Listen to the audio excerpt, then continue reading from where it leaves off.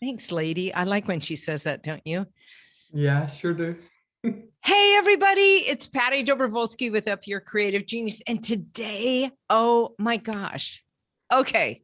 Like this woman that we're talking with today is one of the most amazing, I don't know, leaders, I don't in the universe. So we're going to be interviewing Collette Hemmings, who I met way back in the day at Nike when she worked there. And then she was there for a while, long time. I mean, years and years and years. And then boom, she just pivoted out of there. And so, since we're all about change, we're going to talk to her about how she was able to pivot like that, what she's up to now. And I just can't thank you enough for taking the time to speak to us. Our listeners are going to go crazy for you. Chemmings, Chemmings, that's how we know you. Chemming. Follow her on Instagram. It's fantastic. Welcome. How's it going, I'm so Colette? happy to be here, Paddy. Well, I cannot beat that kind of introduction, but really happy to be here. Yes. Well, now you have to tell us a little bit about yourself. So I'd love for you to tell the story of you, and you can start anywhere that you want about your life or, what you Sure. did in your work life, what you're doing now. That's what I want to get us caught up to there, but Yeah. I want people to have a window into your world. Well, the obvious part is probably where I grew up. Yes. We'll have subtitles here for those of I'm you here, that can't understand what she's here saying. in Portland, Oregon right now, but obviously grew up in Scotland. So that was kind of the start of my journey in life. Um, Lived there for about 27 years, had a wonderful young family. We subsequently lived in 7 different countries, four of those with family. And then 20 years of that, as you said, was with Nike. And we lived in China, Indonesia, all over the world. So ended up in the US in 2006. And actually, that was the start of what I would call my new journey of like self-discovery, finding out who I was as a leader, as a human. And I studied Eastern wellness principles. I studied the brain. I've always been fascinated by my own mind, and also the mind of the athletes that we worked with. So that's kind of what I do now. And then I pivoted, as you said, after 20 years. I realized this is really what I want to do for the rest of my life. So I did. And Yeah, here I that's am. well, and you're fantastic. And what I would say is this, when we met, you had just started doing like Tai Chi out in the break area, and I was out there drawing for something, and you were bringing all that practices that you were using in your personal life into the work world. And, it was a perfect launch pad for you there. And I hope that for the people that remained there, that they took and put some of those practices in place, because they really had such a deep impact. What Oh. what drew you to do that there? How did you get the nudge to do that? Because that was kind of going against the grain there in some ways. Yes. Well, I didn't. A big part of me used to be very conformist the way I was brought up, but actually, deep down, I'm a massive rebel and, kind of love to create new things. Yeah. And when you start studying yourself, actually, at least in my case, I realized I have to share this with other people because it is life changing. It was as simple as that. And in answer to the question about what gave you the nudge, I really didn't share with many people for about 10 years of my practice, my personal practice. I would teach quietly at a local Right. centre. But, I was at Nike and I thought I could see there was, a lot of stress, and my team basically said, would you start something one lunchtime? And that was it. And then it just kind of evolved from there. Yeah, fantastic. And what I also remember about you as a leader is that you're so deep anyway. You're always looking for the conversation behind the conversation. You know, what are we really talking about here? And trying to get people in the room to speak to that. And so I would say thank you for that, because I was in many a room with you where they weren't talking about the real conversation, and we needed to get to that. So it was helpful. What so you know, that's who you were, and you grew up in Scotland, and then you moved around all over the place. You lived in all these different countries. So I know that that had an influence on how you see the world. How did that worldly experience shape the perspective of you now? Very simply, it was almost like a validation that we're all the same. Yeah. It was pretty much, it took me quite a while to realize.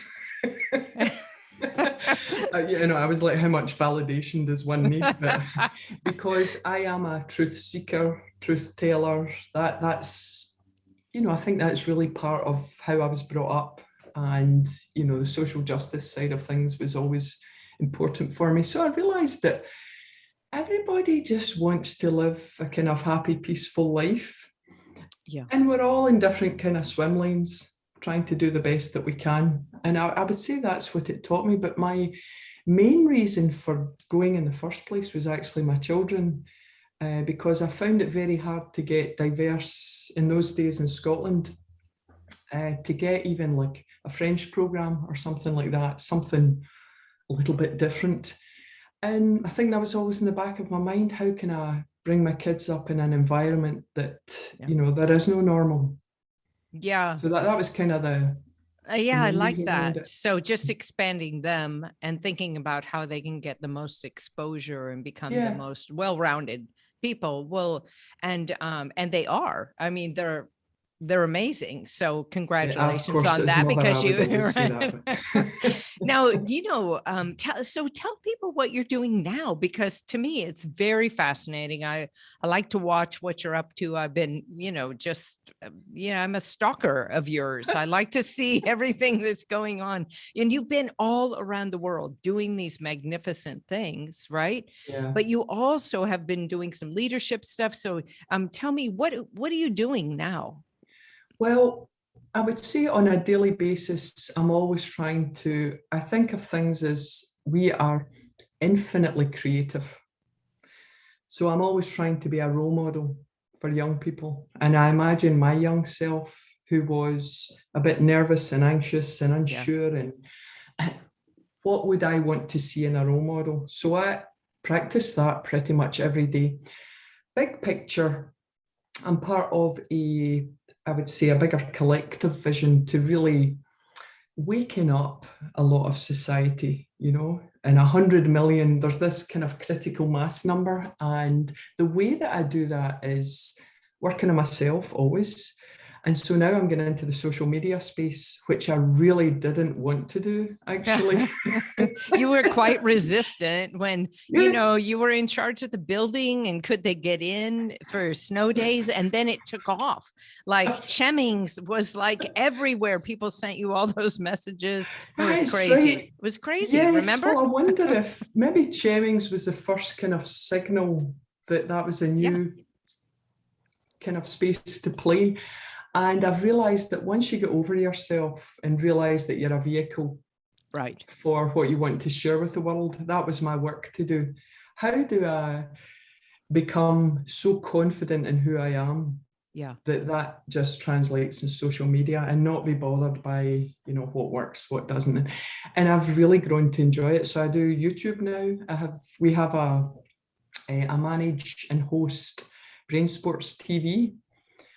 Nice. And that is a community of athletes and creators sharing. We've got a list of like standard questions, but it's really the part I love. It's kind of what I did at work as well, was drawing out the wealth of wisdom from people, having their voice heard and really connecting those stories. So Brain Sports does that, and we're doing rest and recovery series, so you can download those and you know, manage your own health and wellness, because my goal is to empower people to manage their own health and wellness in their daily life. Yeah. And right now it's so essential that people take care of themselves because, Totally. I mean, we looked at the stats of people who were more optimistic than in June after COVID, June, then everybody got really excited. It's going to be summer. We're going to be all, and then now we got a new wave, right? And so the variant has locked everything down again. And, we're Yeah, back, we're all masked up again. And I think that totally. for some people, this is really, I don't know about you, but I love being with people. I'm really an extroverted introvert. So Hmm. I prefer to be by myself, but I can be very extroverted, but Yeah. I miss being in a room full of people Yeah, and we really need having a people. conversation. Yeah. Totally.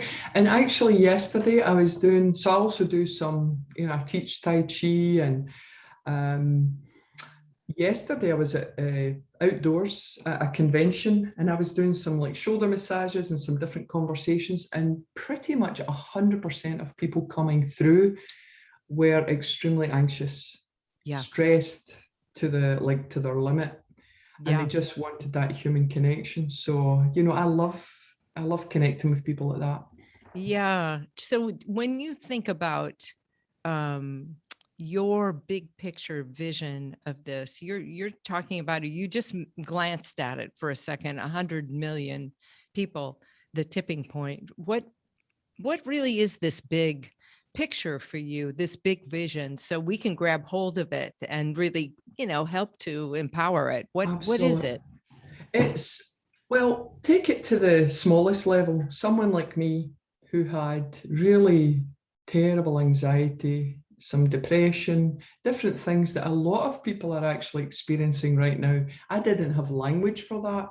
So Yeah. first of all is, it's okay. We've all got, many of us have these things that now have names, some anxiety, and they're all in a continuum. Yeah. So start with self. So 100 million people basically growing their creativity, their power, and you really can't grow your power till you overcome your obstacles, your own emotional barriers, thoughts. That's what I've studied in myself, is what are all those preconceptions or things that I've built up over the years through our families, through generations, that hold us back. And once you become aware of those, you can manage them really well. And so, in answer to the 100 million, it's the critical mass of people being self-aware, Yeah. conscious leadership. So people understanding who they are and connecting in healthy ways, and that we don't do stupid stuff. Yeah, pretty much what we've been experiencing Do here. good stuff. Yeah. Yeah, so it's really Being a being critical down here in mass. Texas, we see a lot of that stupid stuff here, but whatever, we're here for a reason, right? And so I would say to you, and this is my question for you, like, what's the reason for you to do this? Like, what really gets you up and drives you to do it? What do you feel like? What are you called to do here with your part of it? I mean, at the highest level, it's about healing society, creating a peaceful society in the best way I know how. And how do we educate and equip people to do that for themselves, especially young people, actually. Yeah. They're looking out at this landscape and they're like, where do I go now? And I feel awful. I can't get, So how do we equip young people in particular to manage themselves well? Yeah. Um, So they grow up into adults that can manage themselves well, totally. right? It's like Yeah. personal agency, really. And Yeah. yeah, that's what it is for me. I think I have a highly unusual level of passion for this, and I don't truly know where that came from. I have my own thoughts about that, but I see myself in relation to, like, I don't understand how people don't want to get up and make a difference in the world.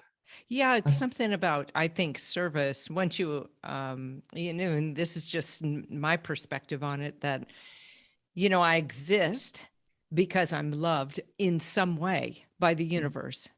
And then from that place, I have to outflow into something, to serve.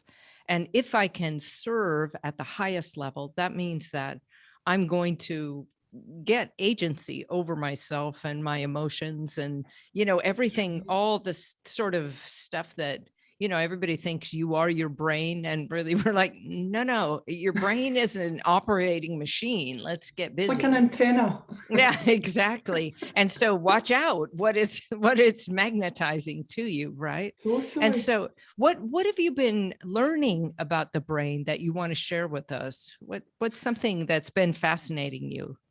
Oh, just its capacity and how connected the gut is to the brain. So I think through managing my gut health, actually, I managed my brain health. And the vagus nerve, I could go into all the Yeah, details, that's of good. course, Do but the it. very That's what people simple want to know. answer Yeah. is Yeah. it activates the circulation in your body. Right. So the energy in your body is far greater than any of us realize. So things like, you saw me practicing qigong, and I was like, what is that? I saw it when I lived in China and people doing all the moves. And when I started to study it, the brain emits the magnetic and electric energy. Yeah. And when you stay in your body, so being present and all those things, you can actually feel that energy. And if you had said that to me 15 years ago, I would have said, well, that's great for you, but off you go. Bye-bye.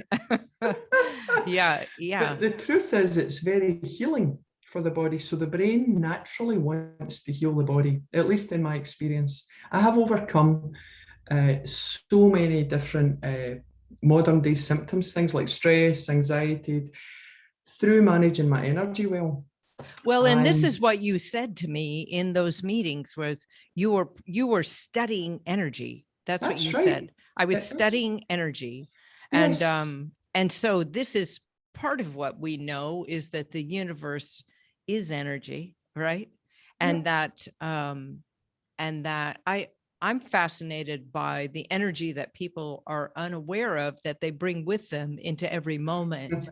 So, you had a bad experience in your car and then you bring that energy into the restaurant. And then, like if you think that it's contained, this is a misconception, right? That our energy merges in such a way that we influence and impact each other every moment. It's really true. And I think I would describe myself as having been, or I am, like a really deep empath. Yeah. As well.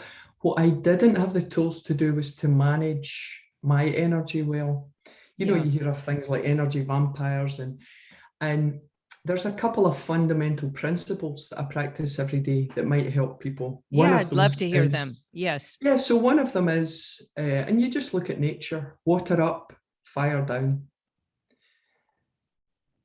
Even our rational minds tell us that. So keep the brain cool, keep a cool head, fire in the belly. It's literally true in the body. So in Tai Chi, when you study energy, actually, you want to create heat. You want the belly and the abdomen area to be about 1 degree, to be hot, burning hot. And that activates all the circulation and that keeps the gut healthy. And then it cools down the brain. So if you meet someone who's angry, even though they're not speaking, you feel that they're angry because they are hot-headed, literally. And so all the practice that I do actually is to bring that heat down the body and it's a circulatory thing. It's our nervous system. We just don't learn it. Yeah, nobody teaches us that. No. That if we did just a few moves or any kind of breathing. And what I love when I watch you on Instagram is that there are a whole bunch of very simple brain exercises that you show people that help their brain optimize itself. And so this I think, if you're interested in learning some of these, techniques that you can apply right away to keep yourself calm, to, put the fire in the belly instead of keep it up in your head. This is just fantastic. Absolutely. I Yeah. And love it can that. really change your life. It can really make a big difference. Small steps every day. Yes, you seem so much calmer than you did when I saw you at Nike. I just want you to know that you're like you're totally like leveled out here. It's fantastic. Of course, I don't know how many meetings you've had today with people and what they said to you and how you were able to keep fire in the belly and not in the head, but I'm sure. Are you yeah, are you doing some practice a lot. coaching too? Are you doing some coaching for Yes, people? I mean, we do we've just started brain sports coaching. We Yes. do some free events as well if people are interested, like workshops, 2-hour workshops and things with some of the master trainers. So yeah, we do all those things. Yeah, that's fantastic. Well, we'll put in the show notes how to get a hold of you there with that. But I wonder, will you tell people what's one big moment that you had, a breakthrough that you had in some of the changes that you've made where you just went, wow, like that just happened? Is there anything when I ask that comes to mind? Oh, there's There's many. so many, I'm sure, but there's many, but I would say one on I mean, certainly getting jobs that I couldn't have dreamed of, or positions. I didn't look at them as jobs, of course, but running the office in China, Shanghai, in the year 2003, my husband had never been in an airplane and my daughter was 13. Gosh. So I really, when you talk about against the grain, every family member was screaming like, no. It's different days now, but still I had this pull to go there. And that was an absolutely incredible experience. Working with, I would be sitting around the table with government officials up in Beijing, and I was a young leader. And so all kinds of, they were like the wow moments. A big breakthrough moment actually was I really was desperate to bring mindfulness into Nike. And I had this vision, it was probably for about longer than 7 years. And in 2018, I believe it was October 11th, I'll never forget it. I stood on the stage and it had happened. So it was one of those in the zone moments where I was like, oh, I want to do this for the rest of my life. Yeah, that's fantastic. And you are, and now you are. Now, when you think about what we're in right now, and people who want to make a change in some way or want to pivot from what they're doing, what kind of advice would you give them? Because you went through all that change with your family, right? And you just gave us an example of everybody was like, in no way. And you're like, gotta go, right? Yes, but I got very sick because I didn't take care of myself. So what I would say, so it all looks very fantastic on the surface. Yes. And I certainly don't want to give that impression because that's not the truth. There was a lot behind the scenes and I was very good at masking that as a leader. And what I would say to people is when I was at my worst, I couldn't even imagine having 10 minutes for myself in a day. Wow. And so that's how bad I got. And my breathing was really, it was up here.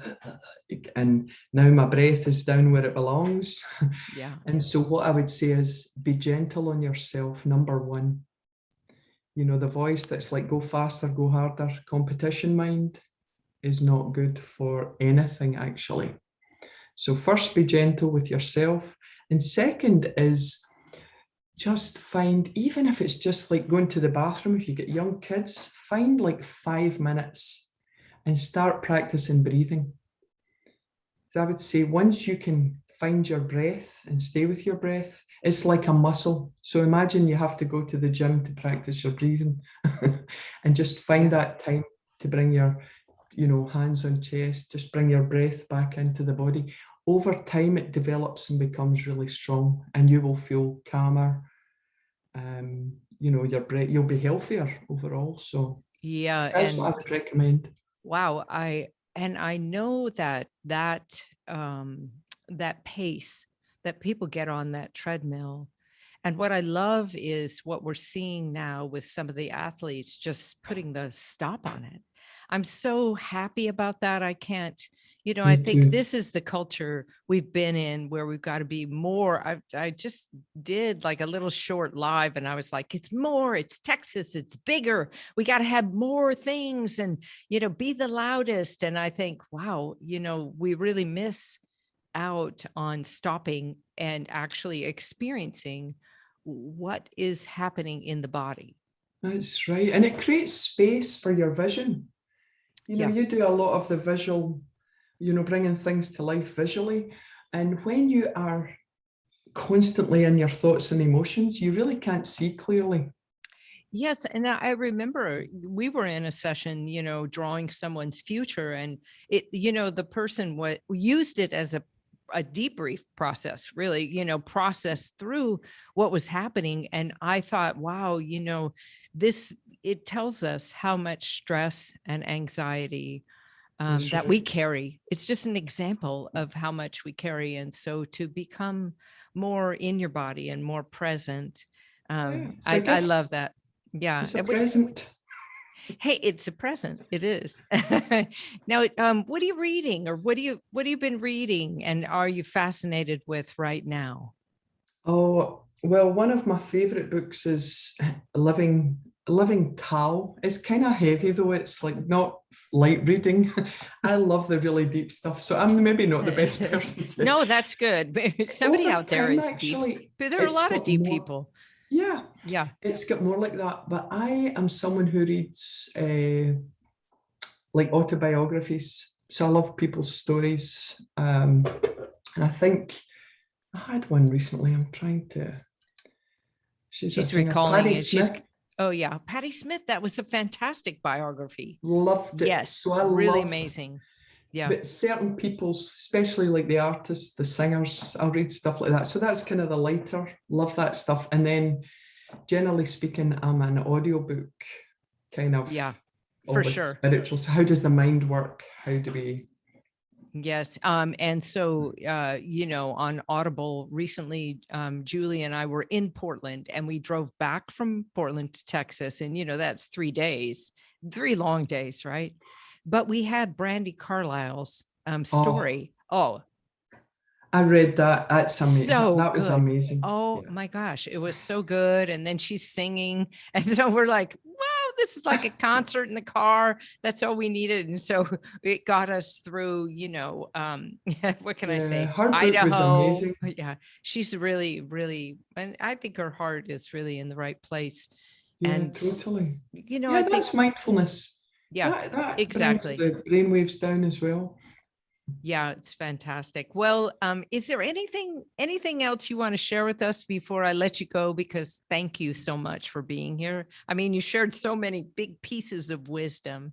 So, what are you? Where are you going now? What's happening next? Well, I just started YouTubing, which is That's a brand new thing, and my isn't it? husband's helping out as well. So Oh, behind the good. scenes is not funny at home, but it's great once it's done. It's a work in progress always. The But next thing. it's been a lot of fun actually. And really the goal of that is to be able to have people access meditation and movements. So yeah, no, words of wisdom, I would just say keep studying yourself every day. Find something Yeah. new about yourself. Enjoy yourself. And cliched, but life is so short. It's like Yeah, just yeah. Go out and have some fun, totally right? You got to go have some fun. grab it by the throat and keep going. I love it. It's very Scottish of you to say that. Grab it by the throat. I love that. That's good. You I love mind? you so much. And I thank you so much for spending time with us. So we'll put in the show notes where you can follow Chemmings, at Chemmings. You probably have another thing on Instagram too. What is it? Is that what you're going by, Chemmings there? Well, the Brain Sports is the big one. Brain Yeah. Sports team is our big, that's kind of the new platform. All right, Brain Sports team, and we'll put more about you in the show notes. And so I thank you so much, Colette, for spending Thank time you, with us Patty, today. and you're You're really a gift. amazing. I love you. I hope you have a fantastic, everybody, if you like what you heard, forward it to your friends, come back, send us who you think we should interview on this podcast, because I'm just interviewing the people that I think are amazing. And I know everybody listening, you have amazing people in your world too. And so they don't have to be big celebrities. They can be big, like leaders, like Collette Hemmings, or they can be just everyday people. I want to hear their stories and their stories of change and pivot. So thanks for sharing yours with us. Thank you so much, Patty. Look forward to seeing you again soon. Yeah. See you soon.